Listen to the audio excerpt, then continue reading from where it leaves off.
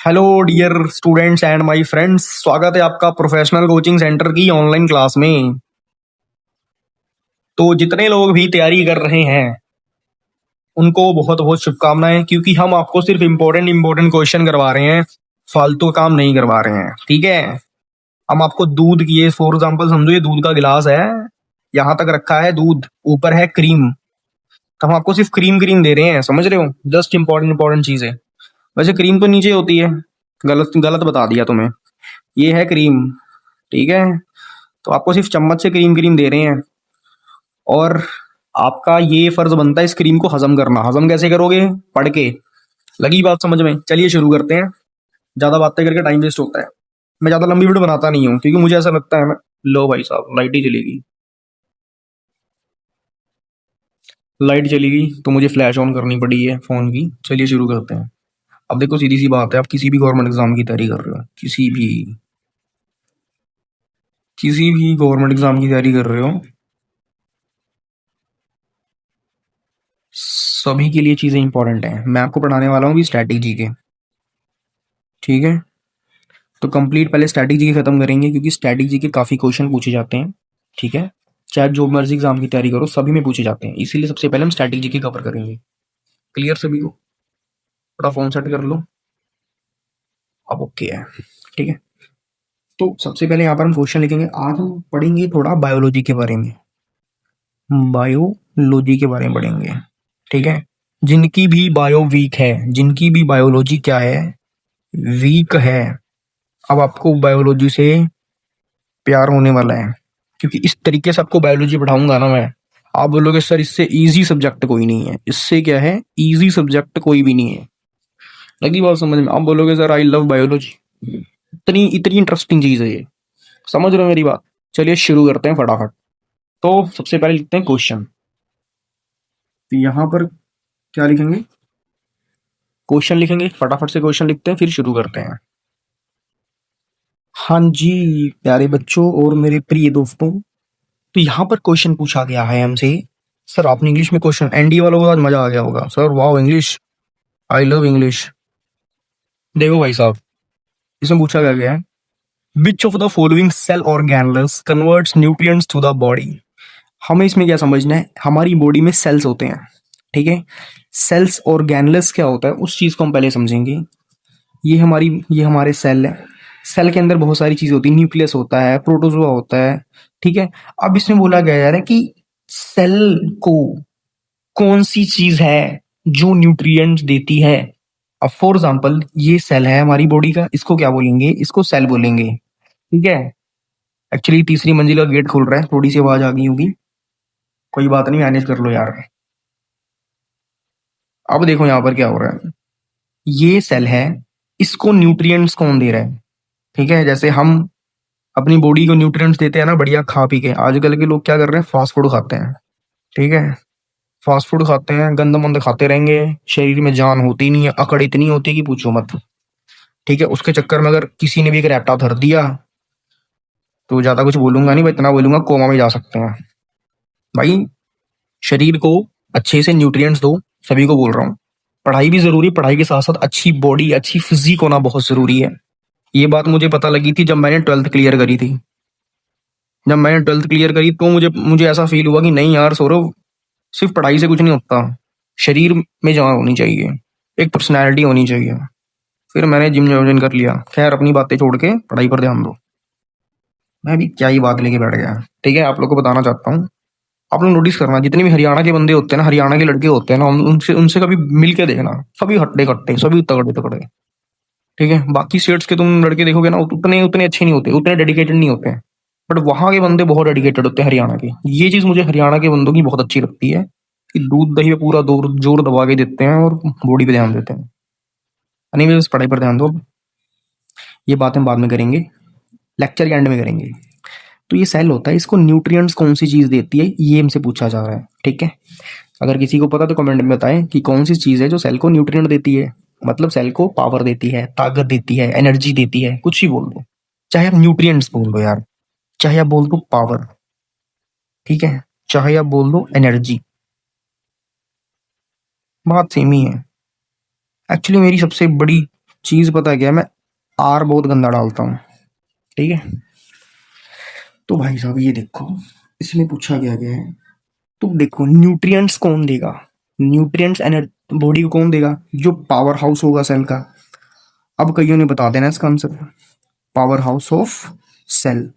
तो जो power house of cell होगा वो क्या करेगा, वो बॉडी को, हमारे सेल को क्या देगा, न्यूट्रिएंट्स। और पावर हाउस ऑफ सेल कौन है, वो है माइटोकॉन्ड्रिया। माइटोकॉन्ड्रिया, ये आर है यार, आर से पता नहीं मेरा बड़ा दुश्मनी है, सही से पढ़ता ही नहीं है। अब देखो भाई, कई लोग इसे माइटोचोंड्रिया पढ़ेंगे, कई लोग इसे पढ़ेंगे माइटोकॉन्ड्रिया, जो मर्जी बोल लो, याद होना चाहिए, ठीक है। वैसे एक्चुअल में इसको माइटोकॉन्ड्रिया बोलते हैं। अगर आप माइटोचोंड्रिया ही बोल दोगे ना, कोई फर्क नहीं पड़ेगा, सिंपल सी बात है, आना चाहिए, ठीक है, याद रहना चाहिए। तो इसे क्या बोलते हैं, इसे बोलते हैं पावर हाउस ऑफ सेल। अब जिन्होंने +1 +2 में मेडिकल या नॉन मेडिकल करा होगा उनको पता है, ठीक है। वैसे क्लास 10th का यार, क्लास 10th का सब्जेक्ट है ये 10th क्लास का क्वेश्चन है, पता तुम्हें, 10th क्लास का क्वेश्चन है ये, अगर आप लोगों ने 10th साइंस अच्छे से पढ़ी होगी तो, ठीक है। अब इसमें हम चीज पढ़ेंगे क्या, अब इसमें पढ़ेंगे कि हाँ भी सेल में क्या क्या चीजें होती, ठीक है। तो सबसे पहले सेल में क्या होती है, सेल मेम्ब्रेन होता है। क्या होता है सेल में, सेल मेम्ब्रेन। जय बजरंग बली, जय बजरंग बली।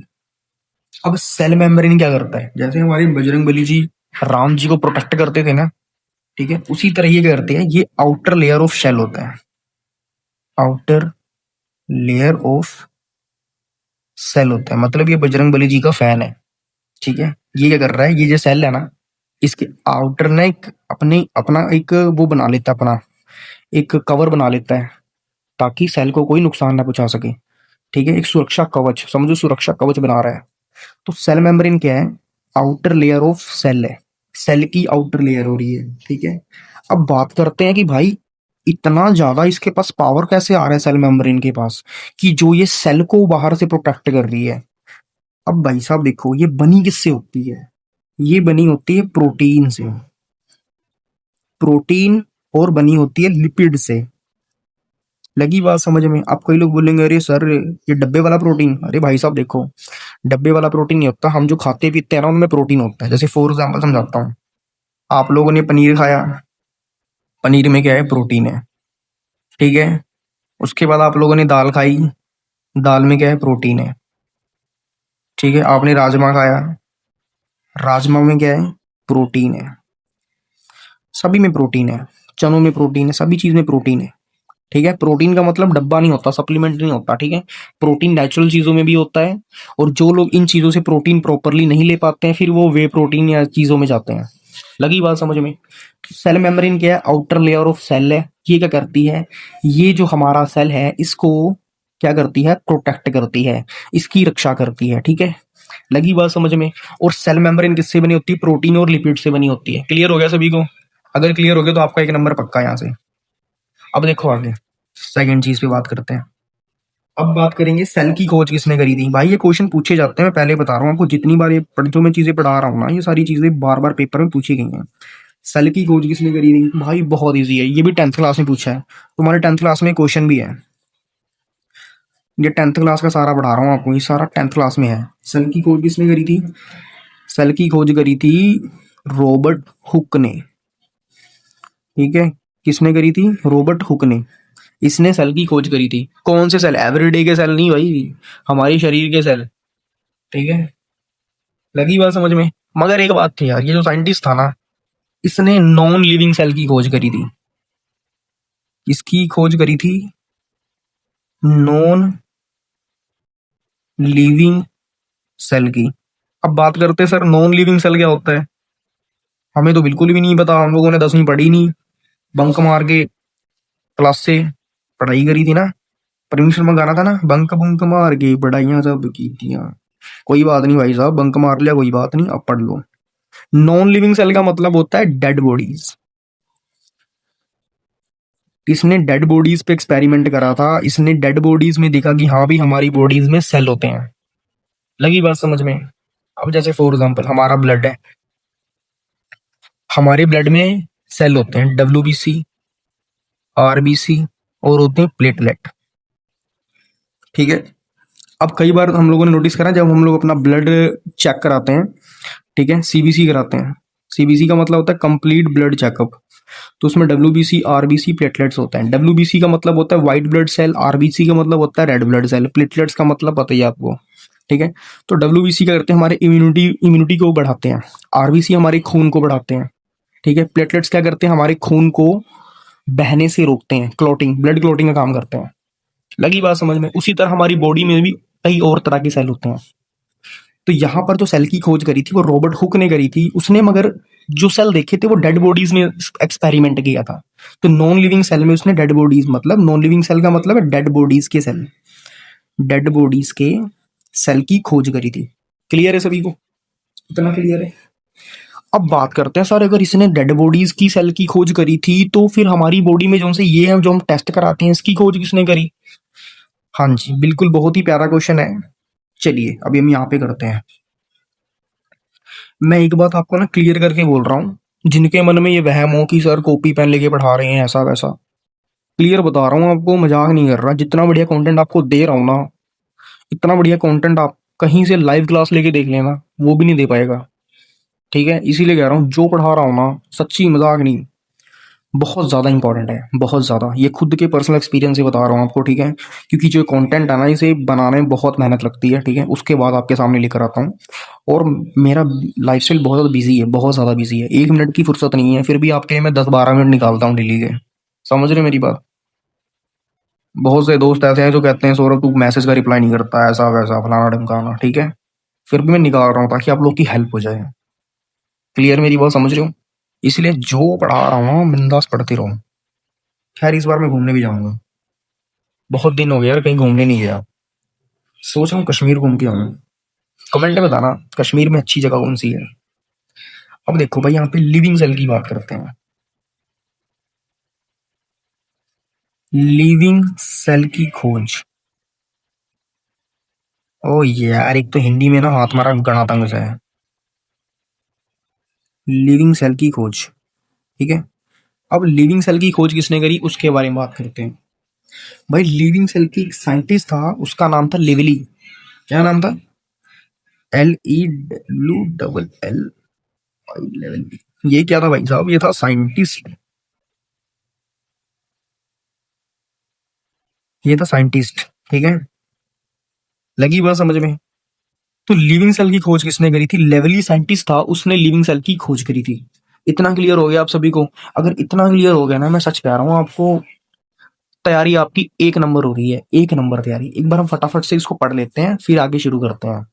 ये थोड़ी वीडियो लंबी हो जाएगी, बट इसमें आपको जो चीजें कराऊंगा ना बहुत ही अच्छी अच्छी कराऊंगा। बायोलॉजी वीक है तो अब होने वाला है आपको बायोलॉजी से प्यार, क्योंकि अब आपको होने लगेगी इजी, ठीक है, एकदम मक्खन की तरह। पढ़ते हैं question. Which of the following cell organelles converts nutrients to the body? इसमें पूछा गया कौन सा सेल ऑर्गेनल्स है जो कन्वर्ट्स करता है बॉडी को न्यूट्रिएंट्स में, जो सेल के पास लेकर आता है। तो सीधी सी बात है, जो सेल का पावर हाउस होगा वही तो सेल को एनर्जी देगा, वही तो सेल को पावर देगा, वही सेल को न्यूट्रिएंट देगा। तो वो कौन है? माइटोकॉन्ड्रिया है, और ये हमने क्लास 10 में पढ़ा हुआ है।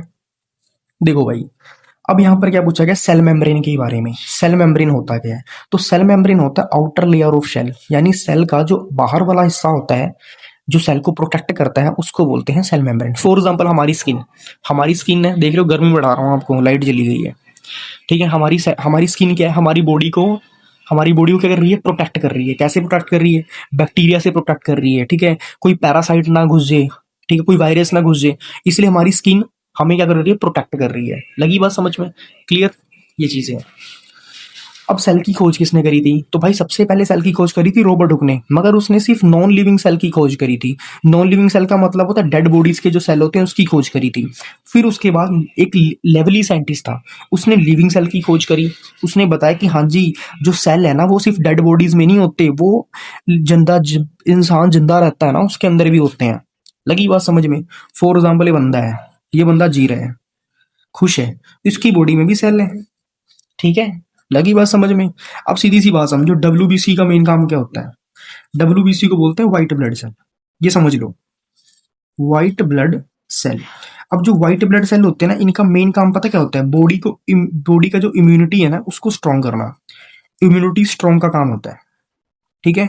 ये करते हैं इम्यून सिस्टम बॉडी को हमारी बॉडी को क्या कर रही है, प्रोटेक्ट कर रही है। कैसे प्रोटेक्ट कर रही है, बैक्टीरिया से प्रोटेक्ट कर रही है, ठीक है, कोई पैरासाइट ना घुस जाए, ठीक है, कोई वायरस ना घुस जाए, इसलिए हमारी स्किन हमें क्या कर रही है, प्रोटेक्ट कर रही है। लगी बात समझ में, क्लियर, ये चीजें। अब सेल की खोज किसने करी थी, तो भाई सबसे पहले सेल की खोज करी थी रॉबर्ट हुक ने, मगर उसने सिर्फ नॉन लिविंग सेल की खोज करी थी। नॉन लिविंग सेल का मतलब होता है डेड बॉडीज के जो सेल होते हैं उसकी खोज करी थी। फिर उसके बाद एक लेवली साइंटिस्ट था, उसने लिविंग सेल की खोज करी। उसने बताया कि हाँ जी, जो सेल है ना वो सिर्फ डेड बॉडीज में नहीं होते, वो इंसान जिंदा रहता है ना उसके अंदर भी होते हैं। लगी बात समझ में। फॉर एग्जाम्पल ये बंदा है, ये बंदा जी रहा है, खुश है, इसकी बॉडी में भी सेल है, ठीक है। लगी बात समझ में। अब सीधी सी बात समझो, डब्ल्यूबीसी का मेन काम क्या होता है। डब्ल्यूबीसी को बोलते हैं व्हाइट ब्लड सेल, ये समझ लो, व्हाइट ब्लड सेल। अब जो व्हाइट ब्लड सेल होते हैं ना, इनका मेन काम पता क्या होता है, बॉडी का जो इम्यूनिटी है ना उसको स्ट्रॉन्ग करना। इम्यूनिटी स्ट्रॉन्ग का काम होता है, ठीक है। ये करते हैं इम्यून सिस्टम को स्ट्रॉन्ग, इम्यूनिटी को स्ट्रॉन्ग करते हैं।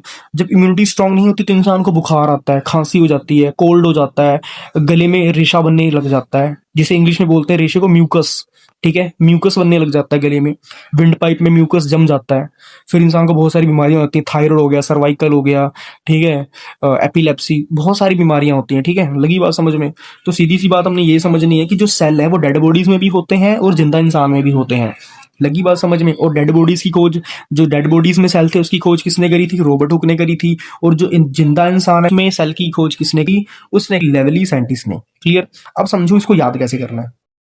इधर देखो, कई लोग बोलेंगे सर कंजूसी बहुत करते हैं। भाई कंजूसी की बात नहीं है, एक्चुअली लाइट गई हुई है, मेरे को ढूंढना पड़ेगा, पेज कहाँ रखा हुआ है। देखो भाई, एल से लीविंग, एल से लेवरी। लगी बात समझ में। ऐसे याद कर सकते हो, एल से लीविंग, एल से लेवरी, ठीक है।